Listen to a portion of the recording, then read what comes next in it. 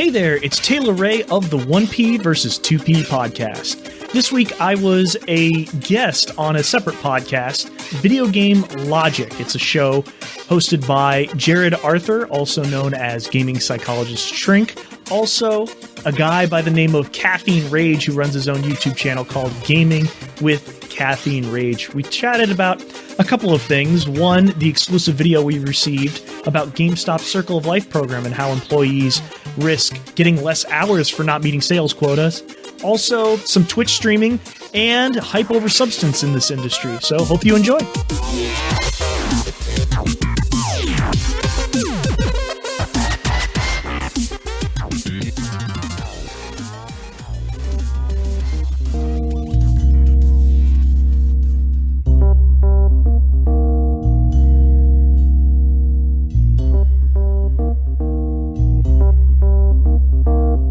Hello and welcome to another episode of Video Game Logic. Today's show was recorded on February the 21st, 2017. I'm your host, gaming psychologist. With me, as always, my trusty sidekick, Caffeine Rage. And a very, very special guest this week, Taylor Reeh from the 1P versus 2P podcast. Say hello, Taylor. Hey, glad to be on. Thanks for having me. Indeed. On today's show, we will be covering our wonderful guest. We'll be discussing the GameStop Circle of Life program. A Twitch streamer unfortunately dies during a 24-hour charity stream. Valve says modders absolutely need to be paid. We'll be discussing hype over substance, that is, games being sold by marketing rather than the merits of the game. We will, of course, be discussing the games we played, and if you notice, astute listener, that is out of order. We are accommodating the lovely Taylor's schedule. And then we'll have our weekly community corner. So, Taylor, you are our second guest. Aki counts. We kind of knew Akinesis Gaming before, but he counts. He's from another podcast. But you're our first ever official, what's the right word? Cold call onto the show. So, welcome. I feel so proud. No, no, it's great. I've listened to a couple of episodes of yours so far, and I really do dig the whole in-depth talk you guys do when it comes to games you played recently. That's something that our show doesn't really cover that much. Our show is pretty much the biggest news, and then we touch on some history, some music here and there.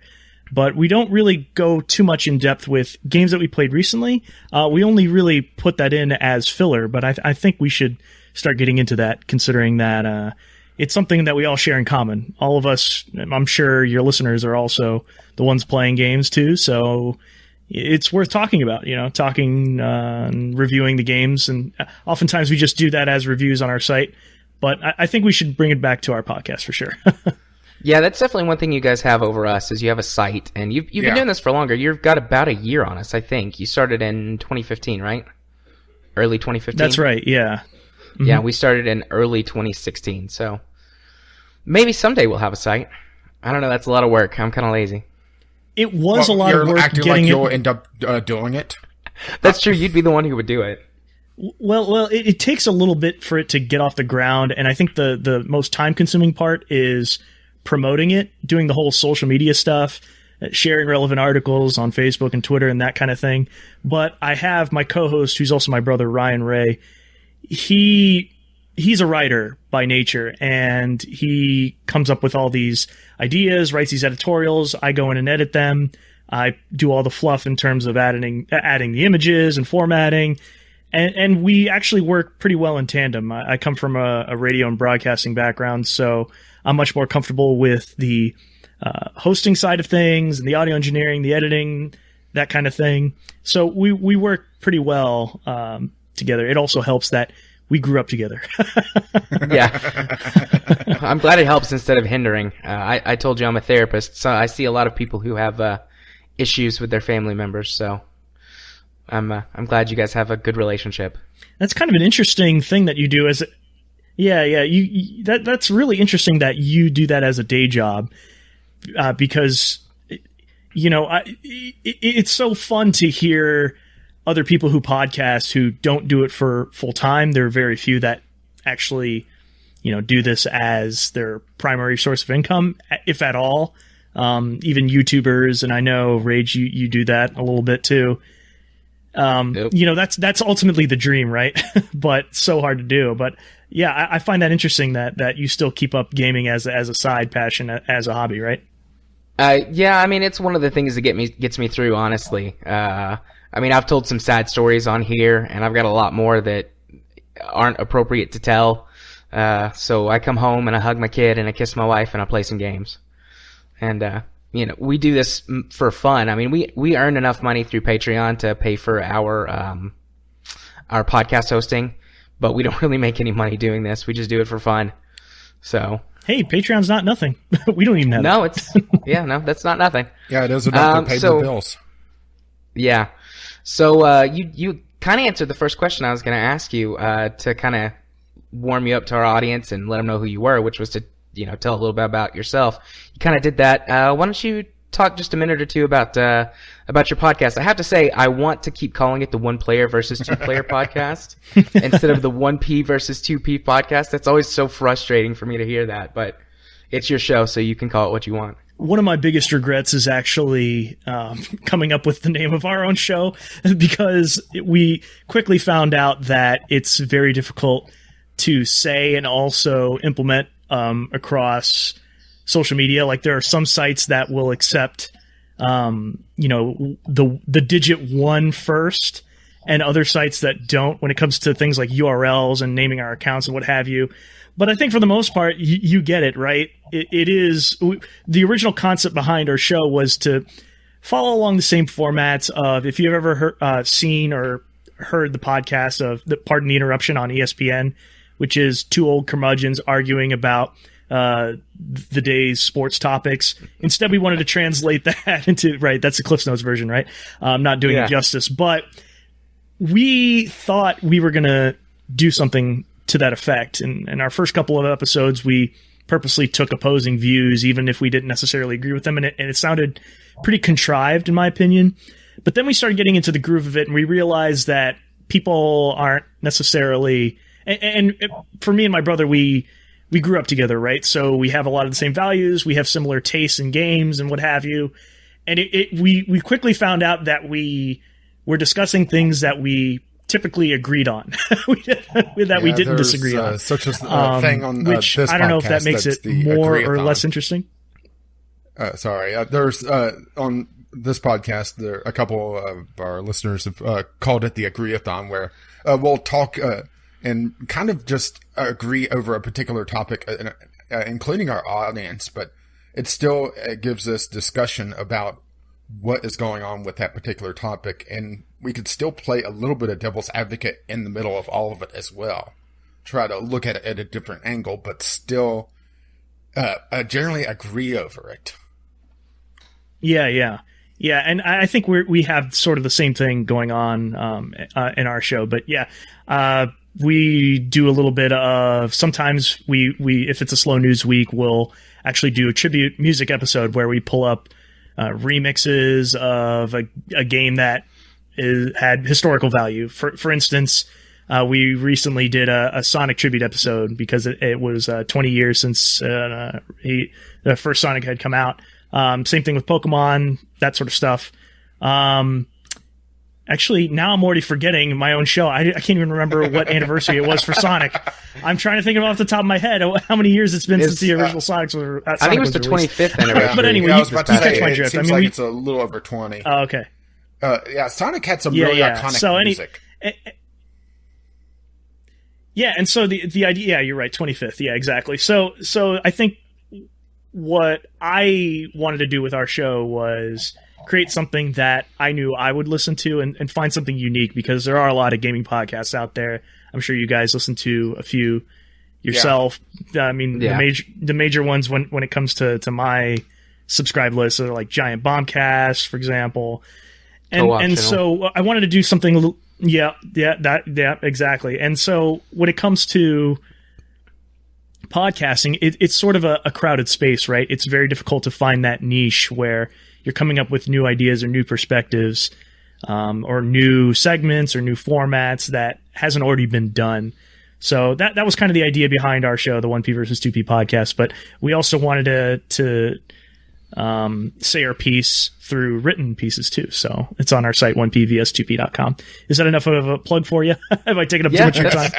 No, that's good. That's good. I was getting ready to stop you and say, okay, you only got so much time, so let's move on.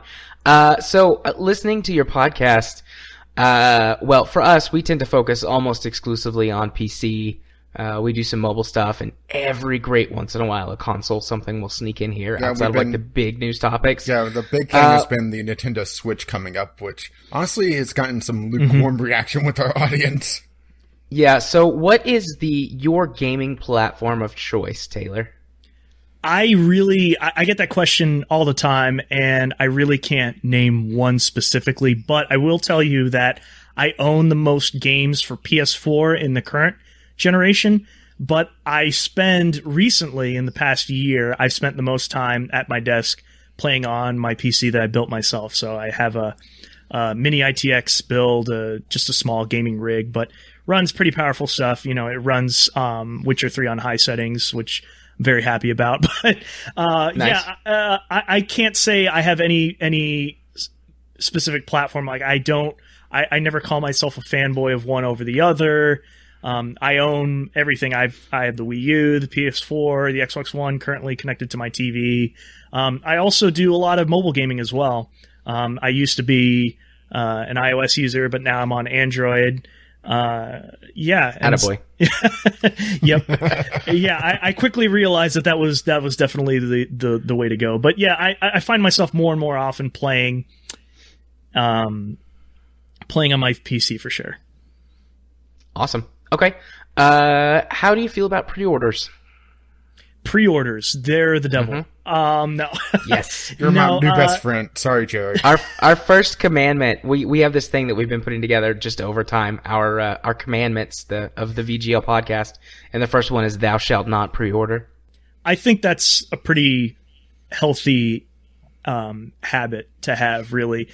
You know, it comes down to the whole, and I know you were mentioning that this is something that we're going to discuss more in depth, but the whole hype over substance thing, I mean, that is definitely a trend that we're seeing that's getting worse and worse in this industry, and more people are contributing to it from both sides, from developers and publishers to the fans themselves, and it's become pretty toxic, and I find myself disappointed when I'm an adult that has very limited free time, and I take that very seriously. That's kind of an oxymoron, right? Serious free time. But what I mean to say is I value my free time, right? So I value it very much. And when it comes to wasting my time on games that, the personalities that I follow and listen to and watch, they can't recommend, that to me is the best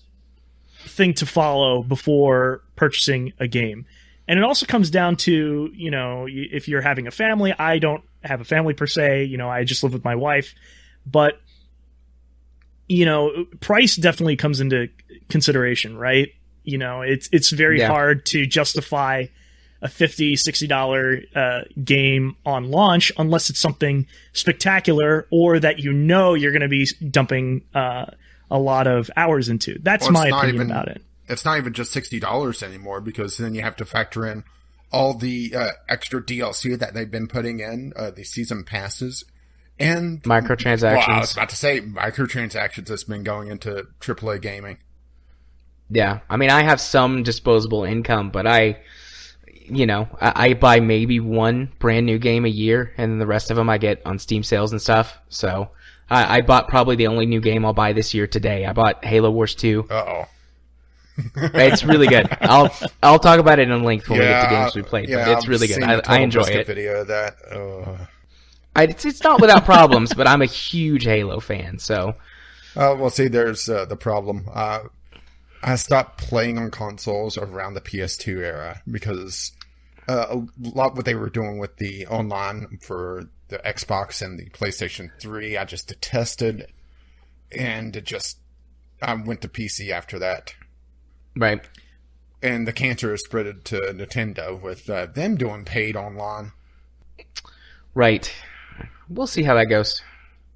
Well, when it comes to prices, you were talking about like PC gaming, and more I have this internal struggle where I still want physical copies and discs and carts and what have you, because I want to have something tangible, right? It's like paying for something or nothing. And when it comes to downloadable titles only, right, that come from Steam sales and what have you, it's not that those games aren't worthwhile or they shouldn't be played. It's that there's this sense of I can't put this on my shelf to show off. Does that make sense? And it's not that I don't buy games downloaded at all. Like I totally, I have a Steam library that's hundreds of games long.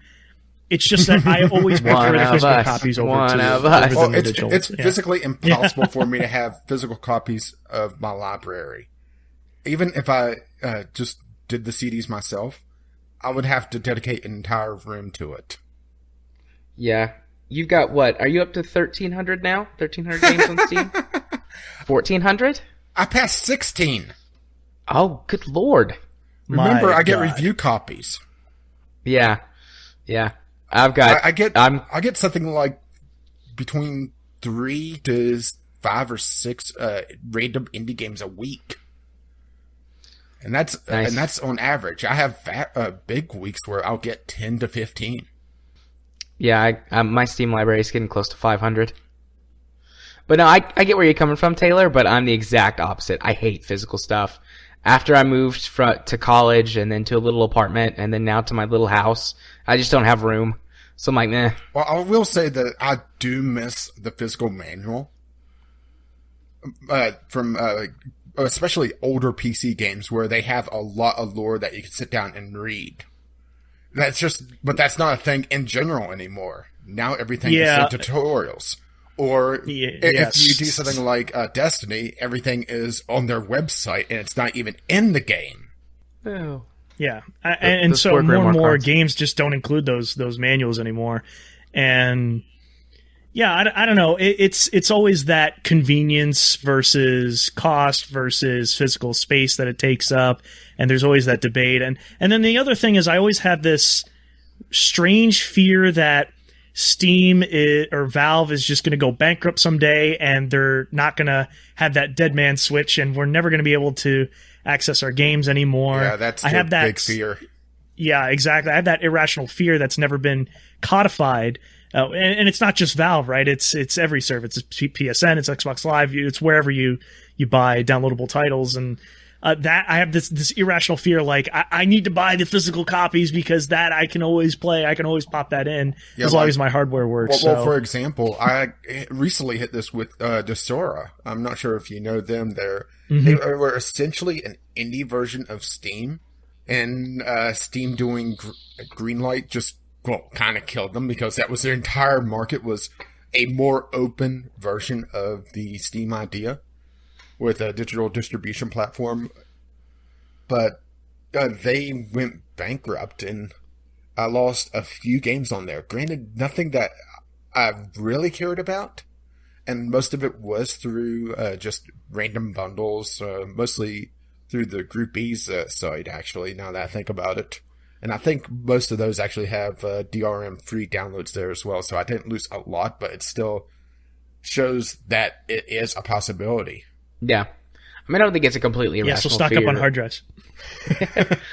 Although, I mean, the more we go into the future, the less that we're sticking to physical content. Eventually, it will one day be all digital. There we go. I spit it out. I hate to even think of the amount of hard drives I would need to just back up everything. I think I could put all my games on my backup drives. I've got 8 terabytes of backup there has space. To be a website for this. Gotta calculate all of it. Okay, well, while Rage looks that up, let's go ahead and start digging into these topics. Like we discussed, actually, I don't know if I mentioned it or not on the official recording, but you were going to be here for about an hour, so we're going to try and get through as many topics as we can until it's time for you to sign off, and then Rage and I will dawdle for another 2 hours. You make it sound so dirty when you say it like that. Okay, well, first on our topics list then is the topic of the GameStop Circle of Life program. I don't think we talked about this at all on our show. I know it was on the docket a couple times. Yeah, I don't think we ever got to it though, but you have some video evidence confirming sort of the Circle of Life program and what it does. So let's take a couple of minutes just to talk about the Circle of Life program in general, and then we'll move into the video that you have, which will be in the show notes for people to go watch. We'll probably just link to your page because you've got a transcript, because you did do some things to try and cover the identity of the person who had the video or the people in the video, so it is difficult to hear at points.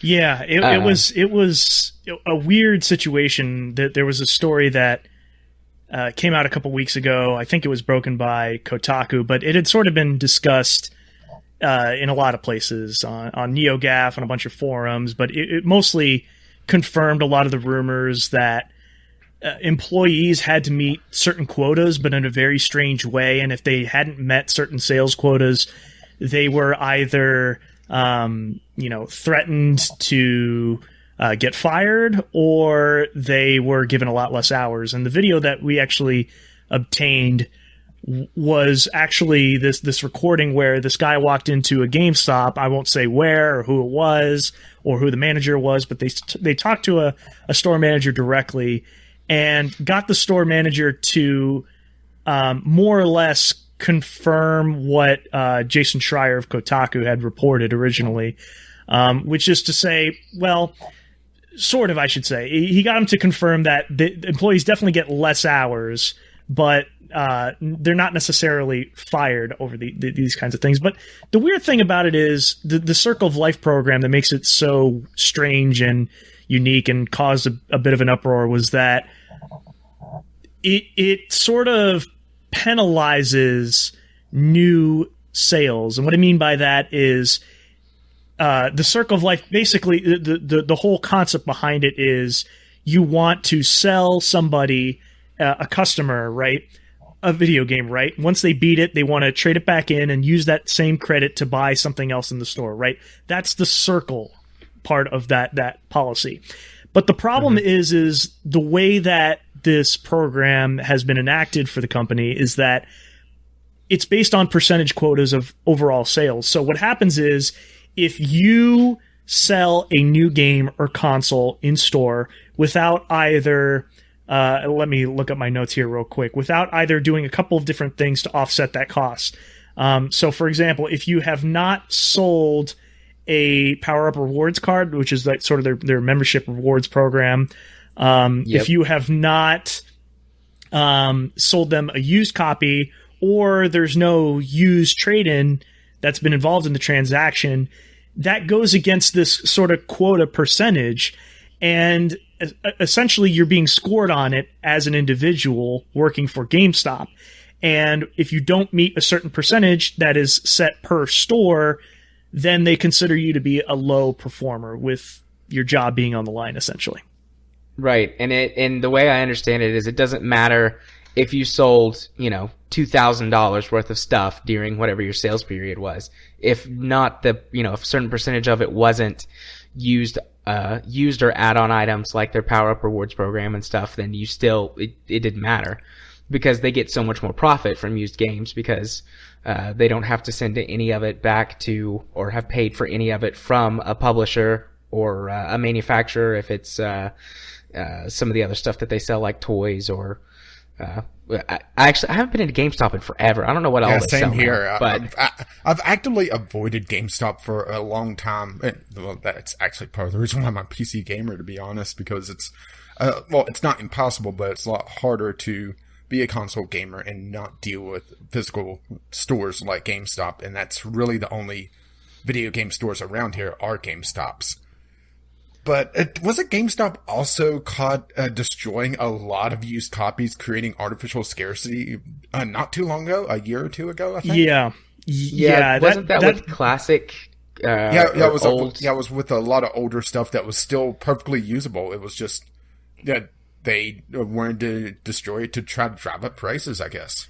I also think it was part of it was if it wasn't in excellent or very good condition, they weren't interested in selling it.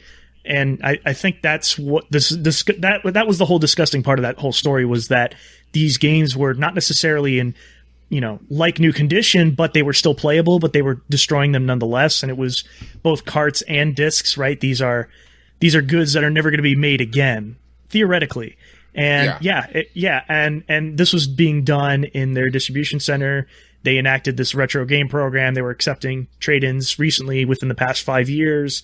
They've built out this huge complex somewhere in Texas where they're handling all that. They're refurbishing, they're cleaning discs, what have you. And they were caught destroying a lot of their product that was trade-in because they're only paying pennies when somebody is trading in something, some retro game, and if they can't turn a profit or it's not in excellent condition, they were just destroying them nonetheless. It wasn't worth it for them to put it back on the shelf. But it's so much the better that neither of you have been in a GameStop in a while. And personally, I am very turned off by it recently. They have aggressively,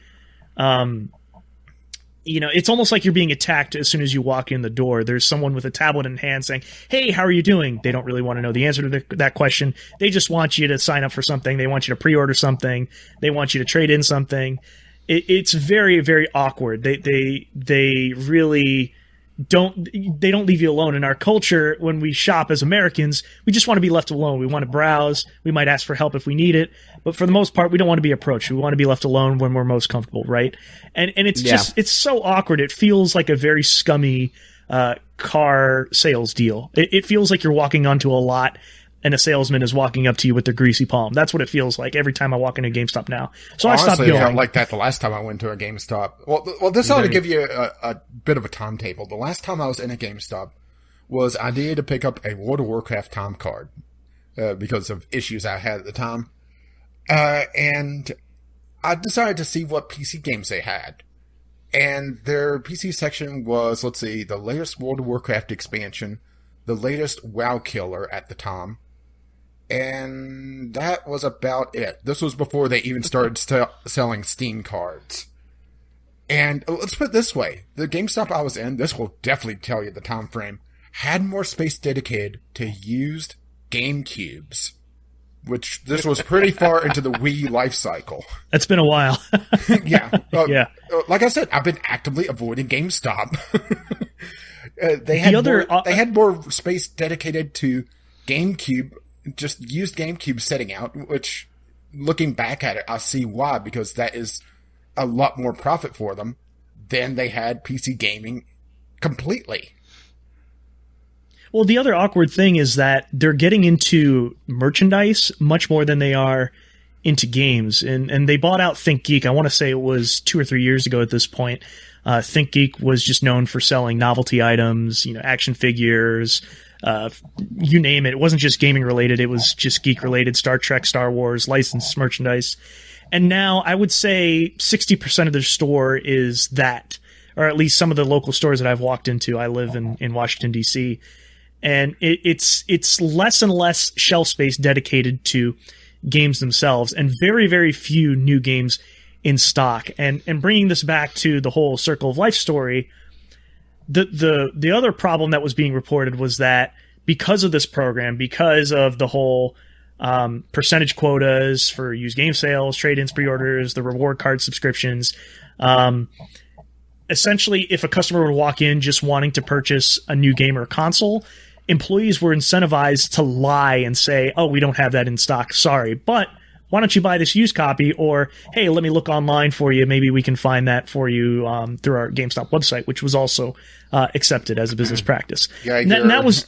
Yeah. Sorry, I was about to say your analogy of calling them a used car salesman is pretty appropriate at that point.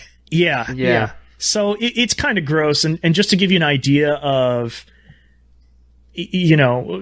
why people were all up in arms about it is because these employees, right, they're making close to minimum wage. They're not making commissions per se.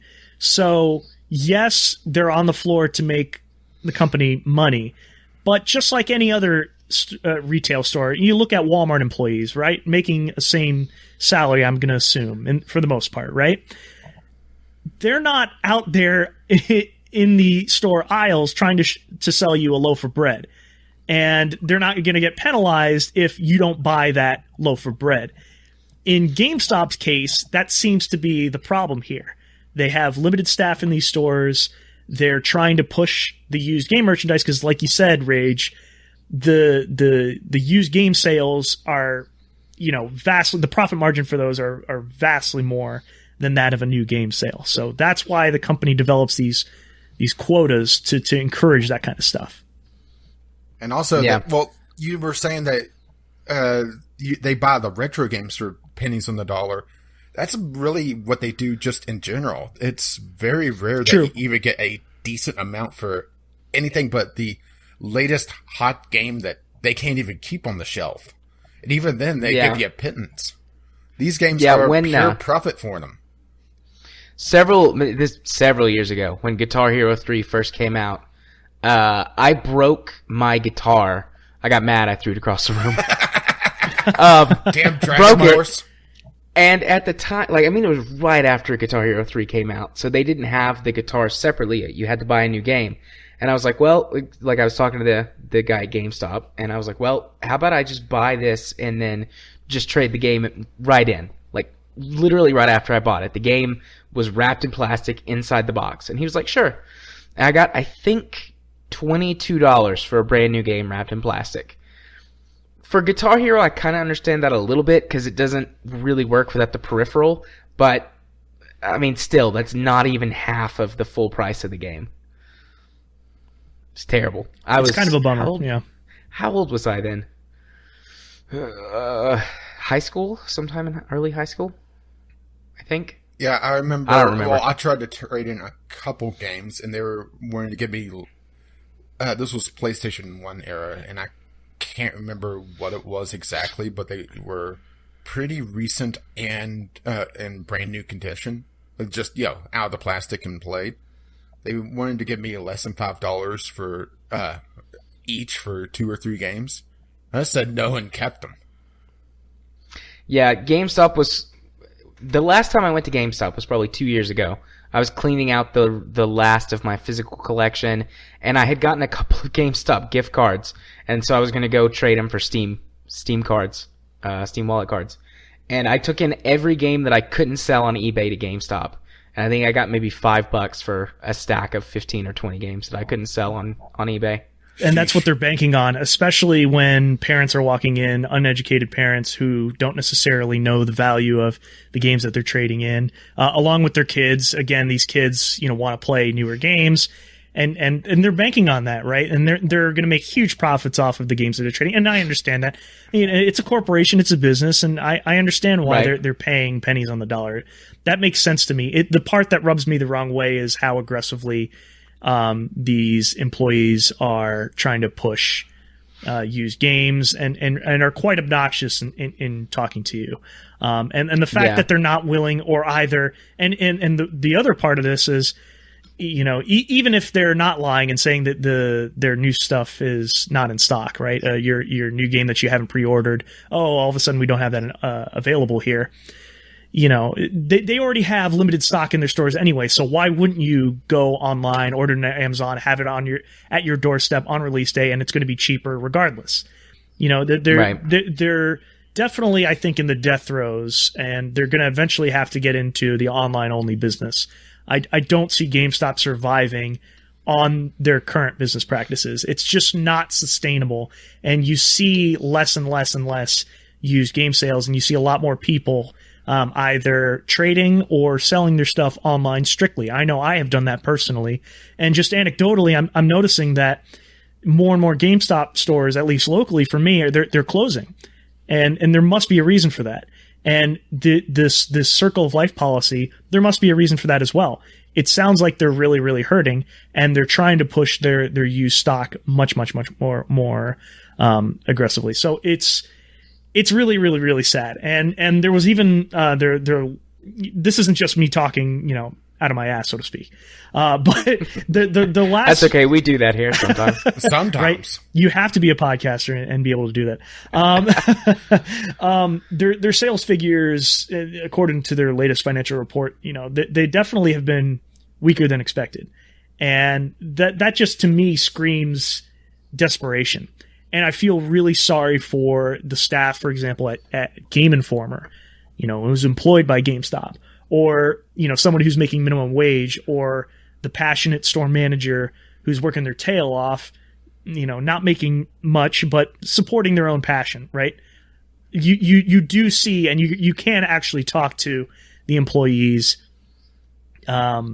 organically about gaming, right? That there's a reason why they're employed there, right? Because they are players and they do enjoy games as much as the customer that walks in. Hopefully.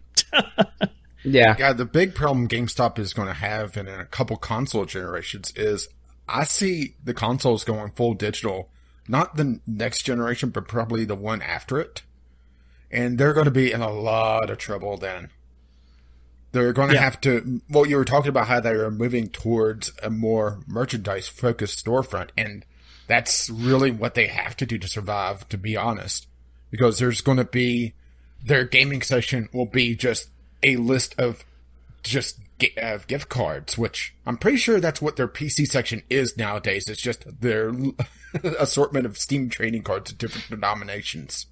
Pretty much, but they're also getting into digital publishing as well. I'm trying to think off the top of my head what the game that they published so far, but they're starting to support game makers and creators, but in a way that obviously benefits them because they're controlling the point of sale. They're making it something exclusive you can only buy through GameStop.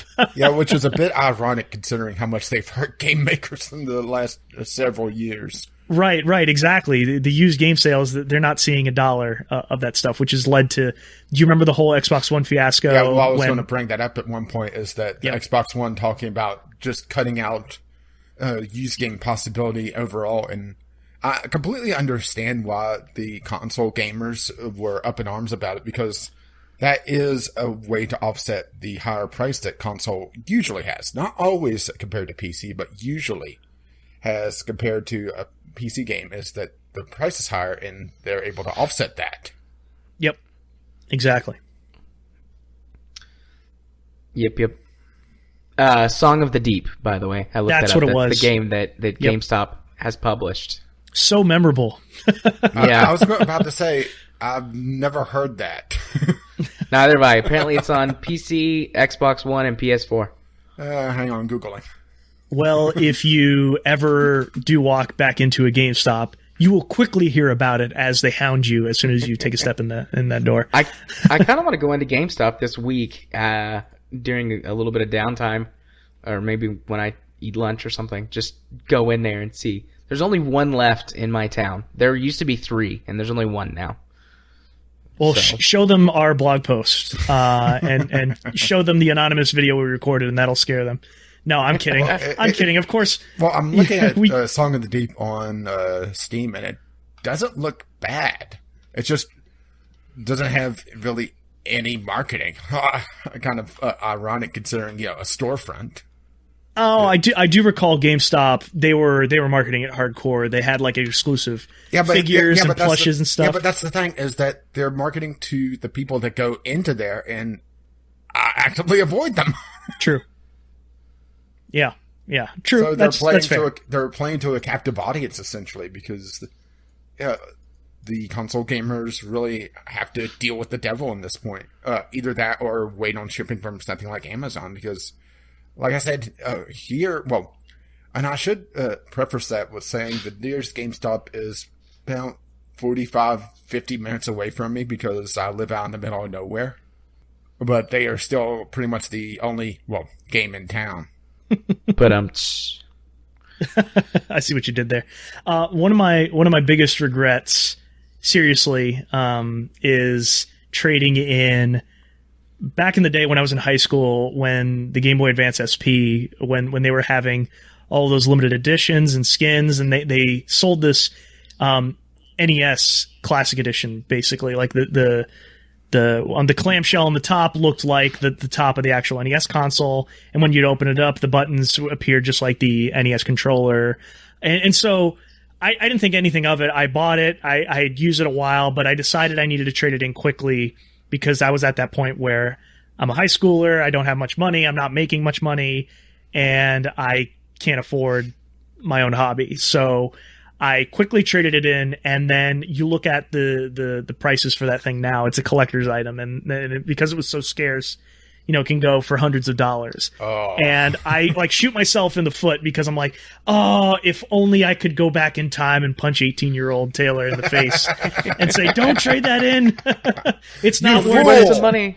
The lucrative business of video game collecting and the prospect of that.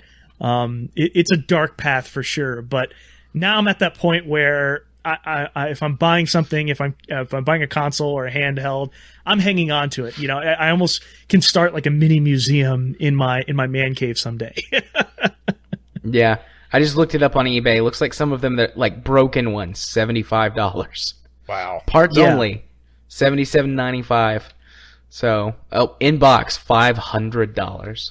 Yep, there you go. Yeah, and I had a tendency to keep all that stuff, the box, the manuals, and what have you. So had I kept that kind of thing, oh well. You're welcome, GameStop. Yeah, and Okey want to doke. bet that was just sold for hardly anything as well to someone else. And then they probably traded in somewhere. Yep. It's the circle of life. There you go. Nailed it. Thank you, Well, Elton John. I didn't exactly nail it, but I'll take it. I All nailed right. it for you. Yeah. Let's try and get at least one more topic in here. I'm looking at our recording time. So our next topic, Twitch streamer dies during a 24-hour charity stream. Yeah, this is breaking news. Well, it's from about a day ago, actually, but a lot of details are still coming in. The gist of it is that a World of Tanks streamer, he was doing a 24-hour stream for charity, and he took a break and never came back.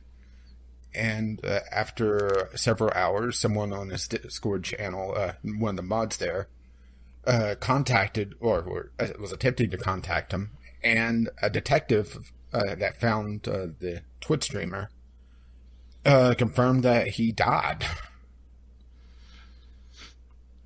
Yeah, I think the detective, didn't he answer the phone or something along those lines? He had, there was a phone conversation in there.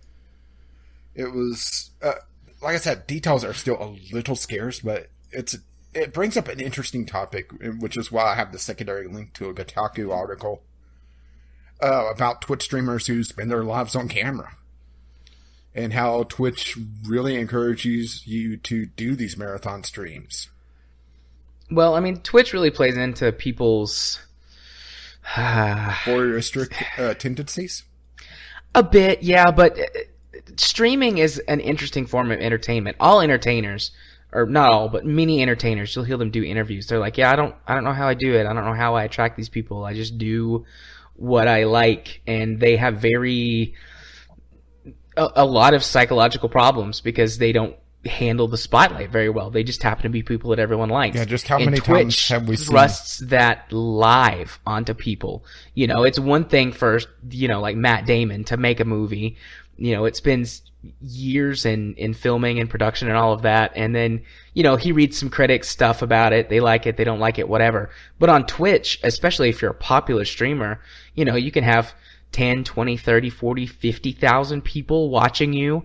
Just a constant stream of sometimes of vitriol and hate, or even just criticism, like, oh, you screwed that up. Yeah, how many times have we seen terrifying. Just a YouTuber or Twitch streamer just completely snap once they get popular? Or just total meltdowns. Or just completely abuse their position. Just look at all the gambling scandals that we've had in the last couple months. Yeah. And on top of that, you put all of that stress on top of someone. So I'm going back over. I can't. There's no way I can pronounce. Well, actually, his Poshy Bird, it looks like, is his name, his Twitch name.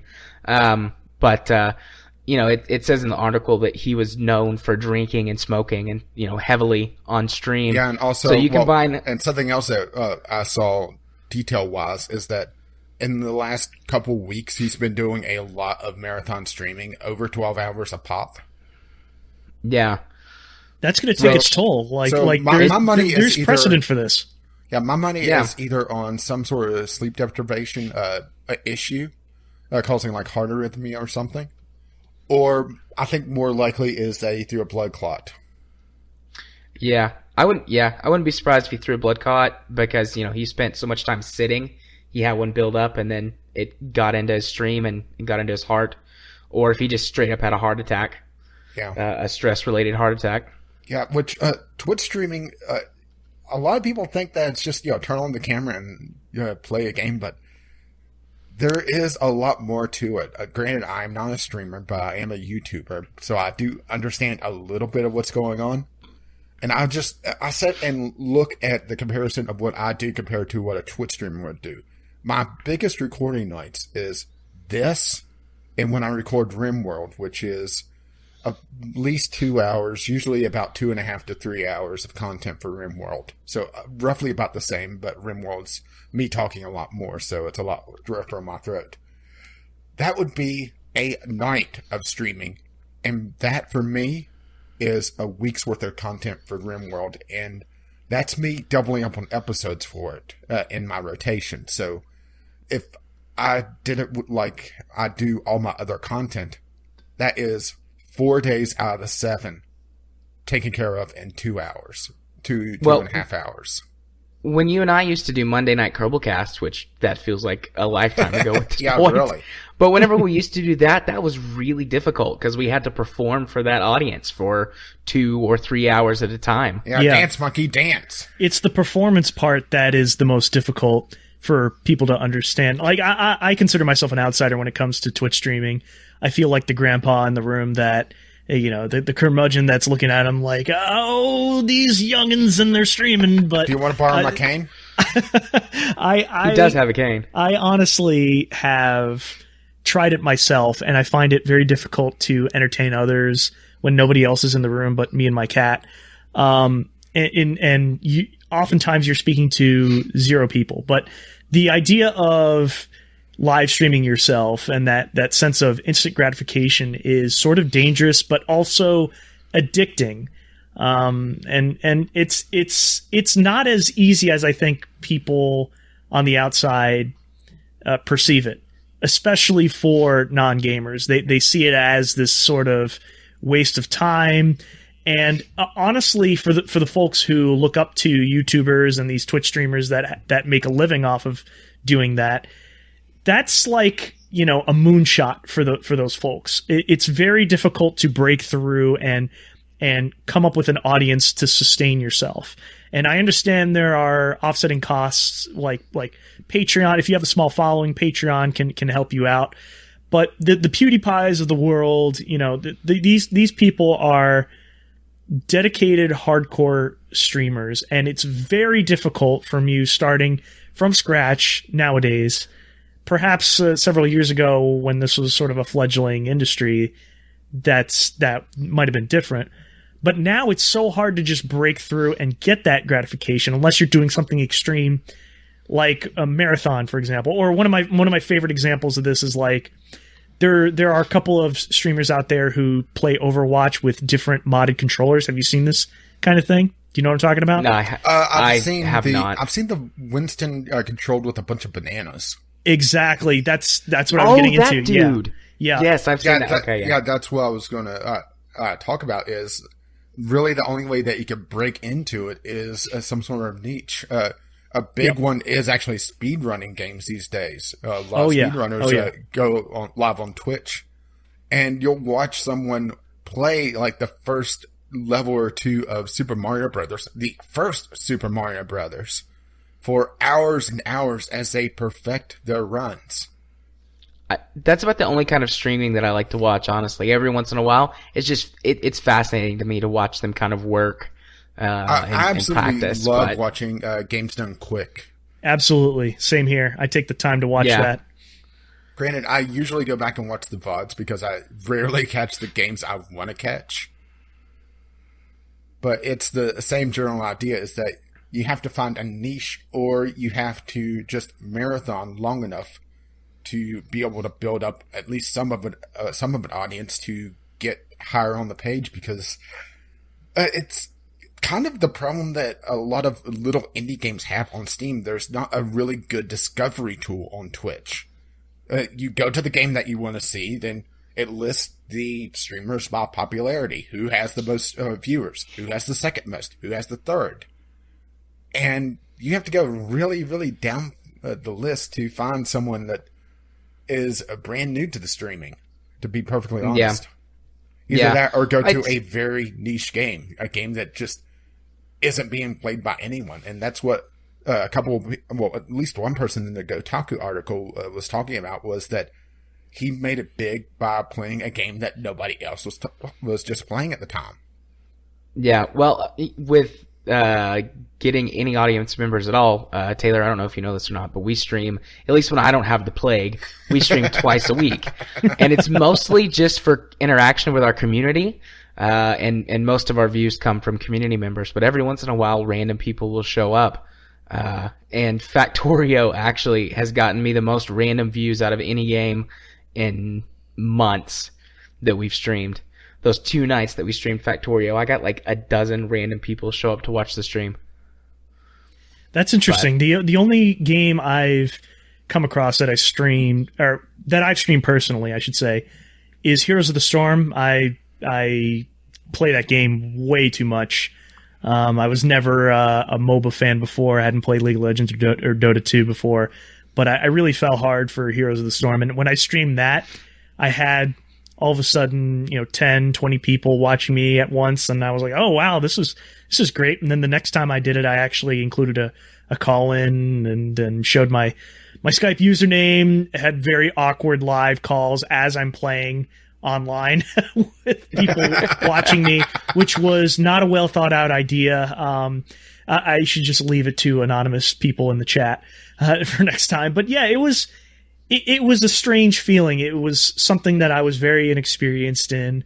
I was very comfortable playing Heroes of the Storm by myself alone, like I do a lot of games, and I really take the time to immerse myself, have very few distractions, and play quietly. And that's what I've done for a lot of my life.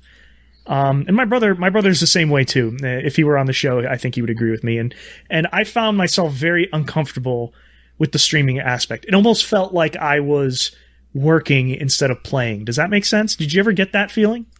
Yes, absolutely. Whenever random people do show up to the stream, it's always fascinating how quickly they demand interaction with you most of the time. Yes. I will glance over at my chat. I've got 2 monitors, but most of the time I just use one whenever I'm gaming, and I have a Twitch overlay that I put over my game when I'm playing. And I'll glance into the corner where the chat box is, and it's like, I don't know, been 2 or 3 minutes, and someone will have posted like 8 messages like, hey, talk to me. Hey, talk to me. Hey, I'm over here. And it's like, and they'll no, get man, mad. I'm busy. It's like, Hey, listen. It's like, man, it's been 2 minutes since the last time I looked. I'm really sorry that I missed you, but just patience, please. I'm playing games with 4 other people, and, we're interacting with our own audience members on our Discord channel. I swear I will get to you when I notice, but yeah, it just feels like they're very demanding and just like a job. Like, that's a really, really picky boss. Like, hey, what are you doing there? Hey, look at me. Talk to me. The weirdest thing for me is, I don't know. Have either of you ever been to Magfest over here? No. In the East Coast? No. Okay. Are you familiar with Magfest though? Not really, honestly. No. Okay, so Magfest stands Boy, for... we're a good companion for this. Right. Well, he'll get to teach us something. I'll talk about it briefly because I've gone over the past couple of years and I've been a panelist at this most recent one. Hosted a video game pub trivia panel. Essentially, it stands for Music and Gaming Festival, and it's basically DC's version of PAX East and PAX South. It's definitely smaller than PAX Prime out in Seattle, but I've seen it grown from a crowd of a couple thousand to now they expect crowds of 20,000 to 25,000 people packed into a convention space. And it's a convention, right? There's free games, consoles, arcades, there's panelists, there's voice actors, there's gaming industry celebrities that show up, autographs, everything that you would see at a normal fan convention, you get there. Very similar to the format of PAX South. The thing that makes it different makes it different from the PAX or Penny Arcade Expos is that they have live performers, musicians, remixers that focus on gaming related stuff. But the point I wanted to make here is that I went over to the autograph space to talk to some of the voice actors there. And the lines forming for YouTube personalities like JonTron, for example. JonTron was there, I want to say 1 or 2 years ago. As opposed to a prominent voice actor like Wes Johnson, who you may or may not be familiar with if you've ever played Oblivion or Fallout or Skyrim. He's a reoccurring voice. His most well-known voice would be the whole "Stop right there, criminal scum!" In Oblivion. You hear that many times. That's the guy. Okay, he probably was half the voice cast, to be honest, because of Oblivion. Right. Patrick Stewart, Sean Bean, and 3 other people for the rest of the several thousand NPCs in that game. So my point is this guy is prominent. He's been in the games for a while, and you would think that people would want to get his autograph. I know I certainly did. I walked up to him with printouts of characters that he's voiced, and I asked him to sign his favorite lines along with the signature, which was great. It was fun. The guy's amazingly friendly. But the line was just absolutely dwarfed by the lines that were forming for the YouTubers there. I couldn't even name half of the ones that had come. I want to say Best Friends Play, I think, is another one. Am I getting that right? I have no idea. I've never even heard of Best Friends Play, to be honest. I could spout out 3 random words that describe a YouTube personality, and I would probably be right. There's just so many out there that I'm just not familiar with at all. But it just, that to me, like, flipped a switch in my mind. It's to say, wow, it's really much more about the cult of personality surrounding playing games versus the people making games. And I wonder when that sort of switch happened when it came to hardcore fans of gaming, really. I try to think back and pinpoint when this all started. Did it start when YouTube was very mainstream and user content generated focused? Is it when Twitch really came into its own? It's weird for me. It's weird for me because I put developers and voice actors and industry veterans, these game creators, the people that make the games that we love and play, I put those people up on a pedestal way much more than I do entertainers and YouTubers and what have you. I hope I'm not insulting you, Rage, if you're a YouTuber. I have no idea what your audience is like, but me personally, I don't think I could ever get involved with that scene. Audience?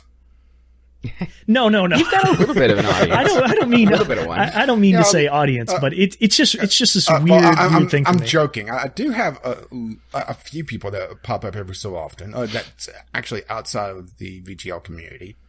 But it's one of those things that they more follow the game than me at this point. It's not about me. It's about I'm playing RimWorld usually badly. That's usually the one that I get people popping in for.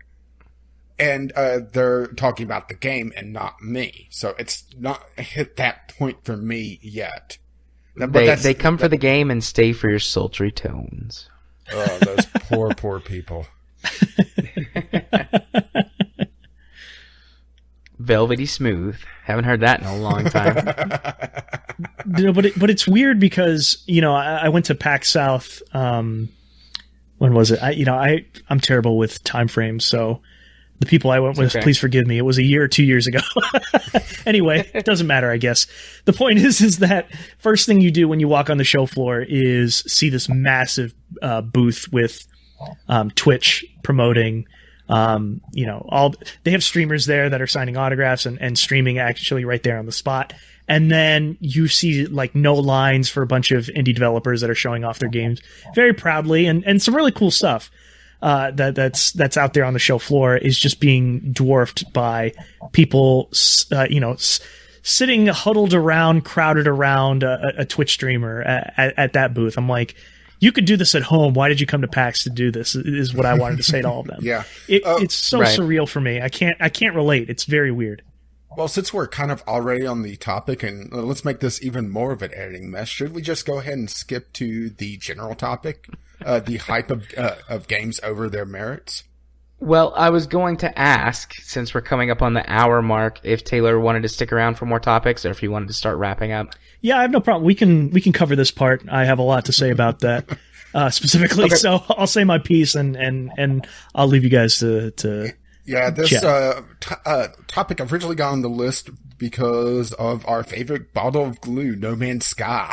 But this has been a problem that's been around for ages. As a matter of fact, the reason why I really stopped pre-ordering games, and I can't say that I haven't pre-ordered games completely since then, because I've pre-ordered 2 that I can think of right off the bat in the last 5 years. And that's Portal 2 and Binding of Isaac, the Afterbirth. One of which was for my YouTube channel. And I think Portal 2 has been less than 5 years. It may be longer now, but yeah, that's the last 2. Anything else I have pre-release is usually a review copy. But this really stems back all the way to Spore. I'm not sure if you were aware of just the hype around Spore before it came out. Oh, I remember it. I remember it quite vividly. I mean, the fact that they had Robin Williams at one point playing with the character creator. Yes, Spore, and I think around that same time, I want to say when Fable 2 was about to be released, that was also a big deal. Well, here's the thing, is that mentioning Peter Molyneux in this is kind of cheating. Because he's a one-man hype machine. Yeah, pretty much.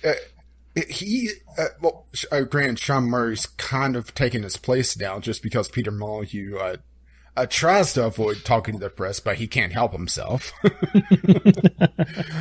I'm going to blacklist the press. I'm not going to talk to him again. Year later. Look, an interview from Peter Molyneux. There was this weird thing I remember seeing on Twitter where someone was impersonating him. I think they hacked his Twitter account and saying, what did he say? He said Fable 3 was a mistake. What was it? No, it was No Man's Sky was a mistake. No. I'm talking about Peter Molyneux. This happened to him way before No Man's Sky was a thing. Okay. Yeah, this happened. That happened to him sometime early last year, maybe late 2015. I'm not sure if I heard about this or not. I know. I remember that. I know the whole thing about No Man's Sky, of course. And that's its own beast for sure. Yeah, that was full of drama. I mean, that game will go down in history as one of the most overhyped games that had little to no substance. We actually had a whole podcast episode dedicated to someone who actually played the game at launch, who pre-ordered it, bought into the hype, and was giving us his early impressions of the game. And he kept repeating the phrase, "It's not for everyone." And that to me sort of signaled red flags, but I had to know. So I went out and bought the game, and I had to experience it for myself, and I was severely, severely disappointed. And I know that they've made patches and few changes here and there that have improved it, but not in an overly substantial way, and not in the ways that they had advertised when they went on Colbert. And there was that whole laundry list. It was like a list of grievances, almost like Martin Luther's objections to the church. It was huge. It was on Reddit. It was that massive list of features and stuff shown in footage, either online or at PlayStation Experience or wherever it was shown off, wherever it was advertised. All the stuff that was missing from the final version of that game. And I didn't so much have a problem with that part. You know, game development is a creative process where things can be taken away and put back in many, many times before release. You have to go into it with those expectations. And I understand a lot of people don't understand that part. Yeah, but the difference is that they were being sold on those features by the developer. It's not saying that it's not like an early access game. I'm actually going to draw a parallel here between this and Space DF9. Because both of them launched with a lot of missing features. And both of them got lambasted by it. I could understand a little bit more with Space because it was an early access game, but it still kind of buying into the hype of what the game could be instead of what it is. And the fact that it was Double Fine that was backing it as well. It's not a small name. Yeah. And Didn't it also we spend like... Yeah, and it also had a laundry list of features that were missing on the roadmap that they actually edited off their website when they pushed it out the door. There's a lot of parallels there, actually, now that I really think about it, that we never really discussed. Yeah, we spent like 2 hours going over No Man's Sky the week it released because I bought it. I didn't pre-order it, but I bought it based on a couple of early reviews that. And I laughed at you. I think that publishers just pushed out the door. I mean, I enjoyed portions of the experience, but I mean, like I said, the more the game wears on, the more the flaws basically take over the magic. As you know, the first several hours you play the game, everything is new and shiny and wow and amazing, and then it's like, oh, I've seen that before. Yeah, it's basically a game perfectly made to make it so that you can't refund it on Steam, because the first few hours they still have that new shine to them, but once you get past, I've heard a lot of people say about the 10-hour plateau, getting off planet and going to a couple others, and you start noticing that, okay, this is essentially a palette swap, or okay, that creature has parts from 2 other creatures that I've seen on the last planet. Yeah. Then you No start Man's to realize Sky, all face and no trousers. Well, for me, it was the terrible control mechanics, and let me preface this by saying that I'm mostly grew up playing consoles, even though I'm a PC gamer now, right? I have always felt comfortable controlling first person with a controller. It's no problem. Dual sticks, I don't care. Doesn't matter. But I've never felt so helpless, and the lack of tutorials from No Man's Sky. It was overwhelmingly obscure and obtuse when you start off the game, and the jumping mechanics and the physics on planet versus when you're flying around are vastly different. And that's not even to say about the combat. The combat itself is horrendous. You start mining resources on a planet, and then all of a sudden you have random drones coming at you, and you're finding yourself quickly dying, and you have no idea how to fight back in a meaningful way. It was very, very tiring for me. From everything I've seen, it definitely looks like a game that has, I would say, 85% of its content missing. Yeah. It's very jarring, just what isn't there. Just the lack of combat, or lack of variety of combat. It seems like it's always drones, isn't it? There's nothing really else that you fight outside. Well, maybe a random creature that's aggressive. There's, unless they've added something in one of the more recent patches, there were 3 different types of drones, but I mean, they all function basically the same. And then occasionally wild animals would attack you. And that's it. Yeah, and I should clarify, by the way, I was playing the game on PS4, and it was, I really appreciated the art style and the direction that they were going in, but the execution was just not there. And it's hard to point the finger at people's expectations to say, oh well, this game was never going to live up to that game. I've heard some people were describing this game as the game to end all games. Like this is a game you can play forever and infinitely explore, because you're never going to run into the same planet twice or the same environment, whatever. And so it was never going to live up to expectations. Well, but if they want to have that, then they should just play Minecraft. Yeah.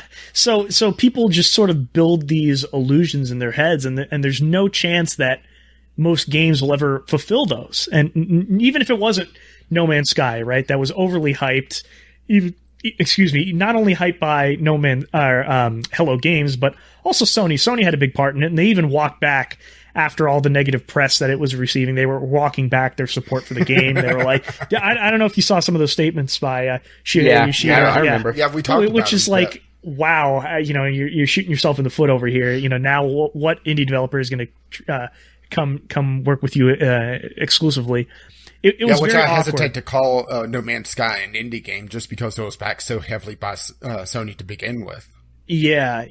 I'm sure. Yeah, obviously there was stuff financially that we weren't necessarily privy to, but I mean the point is it's very hard to justify pre-ordering something anymore. Like you look at reviewers, you look at first impressions, you look at videos. You should always use in general.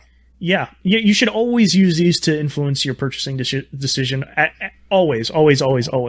And it just baffles me when I hear about people complaining. You know, they're attacking developers on Twitter. They're going on their forums and saying, "I need my money back. I want a refund. Where's all the stuff that I was promised?" Like, I get all that, but why don't you take a note from the movie industry, right? You're not going to go see a movie if everyone is reviewing it critically as terrible, right? You're not going to waste your time and money. Why don't apply the same strategy when it comes to video games? And I just don't get that.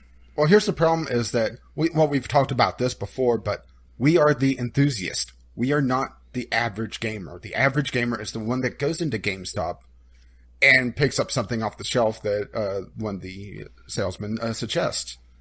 That is the average gamer. They're not the ones that go read all the reviews. They're not the ones that know that this developer has a track record of having DRM that will just cripple the game, and that they have a track record of games that just perform terribly. They don't know this. They just look at the marketing material. Well, and marketing material too. For example, using No Man's Sky again as the example, marketers have had hundreds, at least 100 years of modern marketing to figure out how to hook people in psychologically. A lot of people who praise No Man's Sky, I mean, I'm sure some people genuinely love it, and I'm not going to knock them for that. Well, it is a very nice people, screenshot generator. A lot of people, though, will rationalize things away, confirmation bias and, this fear of being left out or missing a part of the conversation. And they'll get hooked by something that the dev says, or that the commercial says, or that the E3 presentation shows. And instead of making the hard choice, admitting to themselves, you know what, I made a bad decision, this wasn't for me, I'll just suck it up for next time and do a little bit better, they rationalize away. They make excuses, or they not necessarily lie about their experience. It's not completely lying if they've sort of convinced themselves a little bit that they believe what they're saying, but it's just a big psychological play at that point. Can you tell which one of us is the shrink, by the way? I was just going to say, I really appreciate the psychological perspective. No, seriously, I really do, because that kind of stuff fascinates me. It's that true fear of missing out that drives a lot of us to buy games irrationally, buying into the hype, buying into the marketing.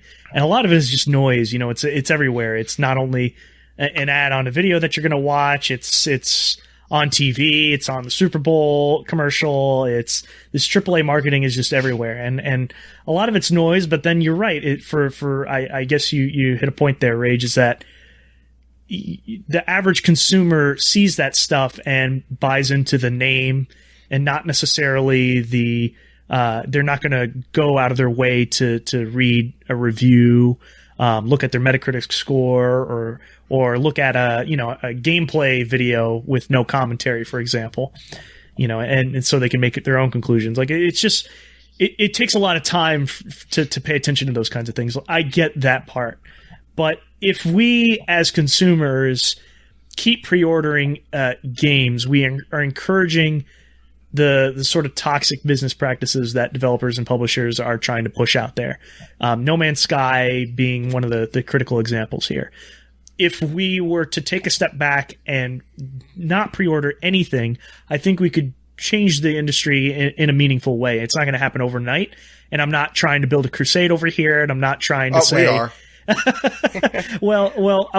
I guess you need to become an informed and educated consumer in order to get the most value out of your games. Yeah, it's going to be very difficult for the average gamer who just wants to pick up a game and play it. They don't want to have to spend hours to... hours is probably being a little dramatic unless they're looking at multiple games. But, pick up a game it's like, how... good is this game? Because there's really no way to tell.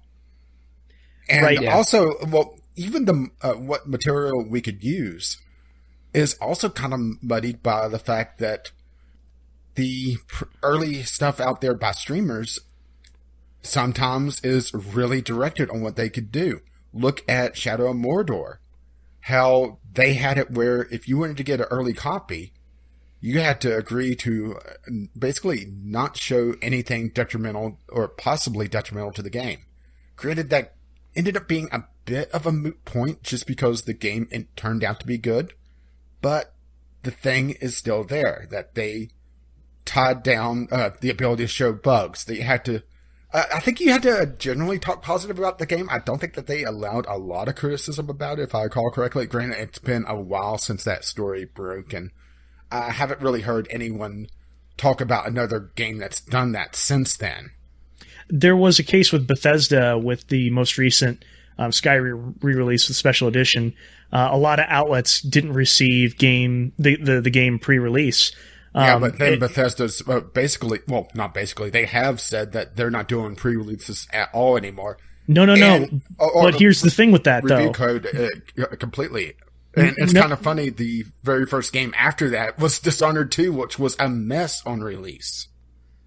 At least on PC. But here's the thing with that. They say one thing and they do another, because what had happened was, specifically with Skyrim Special Edition, is that they put it out for a specific Twitch streamer.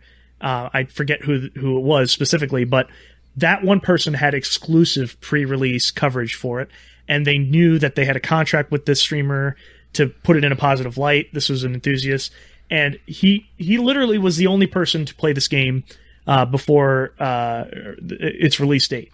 And it was very awkward because all these mainstream sites, which could, do an in-depth analysis and write a written review, what have you, they didn't get that same opportunity.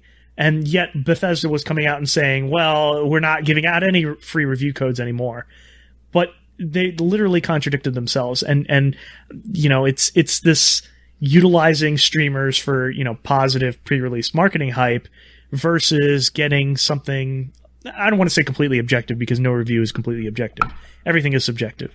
But at least you're getting you're getting more perspectives. Let's put it that way. You're getting other opinions besides the one the company wants you to hear. Yeah, right. Because the company has crafted quite a bit of their marketing into just what they want you to hear. Exactly. Indeed. Okay? Is that a wrap on this topic? I don't want to cut anybody off, but I feel like we just came to an end. It's really tough to try to differentiate just some of the noise out there, because there's a lot of really undercover stuff that is marketing, but it's not labeled as marketing. Granted, the FCC is cracking down on it. Well, at least they were. We'll see how things go in the future. I'm not sure how political you want to get, though. Because, I'm not seeing the FCC being as powerful as they were. But that's beside the point. I'm having a great day today. I don't want to be depressed by politics tonight. Get enough of that in your day job. Yeah, my interview went well, Rage. Oh, so congratulations! I hope. yeah. I'm Taylor. I'm looking for a better job now, working at a better counseling center, and I had a phone interview today, so that went well. Well, good luck with that. In-person interview scheduled for next week, so hopefully they hire me. Yay, money. Good luck. And benefits. And more clinic hours so I can get my licensure faster. Wonderful. Good luck with that, seriously. Thank you very much, sir. Okay, well, let's wrap up your section, unless you just want to keep going. I won't stop you, but we are over an hour now, so. Yeah, no, it's getting a little late for me. I'll just leave by plugging my stuff real quick. You can listen to my show, the 1P versus 2P podcast, pretty much everywhere. iTunes, Google Play Music, Clamor, Stitcher, wherever. Doesn't matter. You can also listen directly on our website, 1pvs2p.com. We also put up regular editorials, opinion pieces, reviews also on our site. Also, you can follow us on Facebook, facebook.com/1pvs2p, or follow us on Twitter. We're very active on Twitter at 1pvs2p _podcasts. And also, we do read comments, right? And we do read the tweets. So please, if you have any feedback for our show, you have any questions, follow-ups, corrections, we do make mistakes. We're all humans. Please let us know. We love to engage with people. I think going back to our Circle of Life story that we had reported on earlier, we got a lot of views on YouTube about that. We had several pages on NeoGAF, a ton of comments on Reddit specifically about our story, which was nice to see. Some discussion surrounding some of the stuff we put out there, but I'm always encouraged that. And thank you for having me on. I really appreciate talking to you guys. It was truly a pleasure. It really was. Thanks for joining us. We appreciate you coming on. We really enjoyed it. You said you wanted us to do a thing since this is going to be on your show. Do you want us to still do a thing? Oh, yes, please. Plug your stuff. Right. Rage, I'll let you do the official plugging for the show, because that's what you do.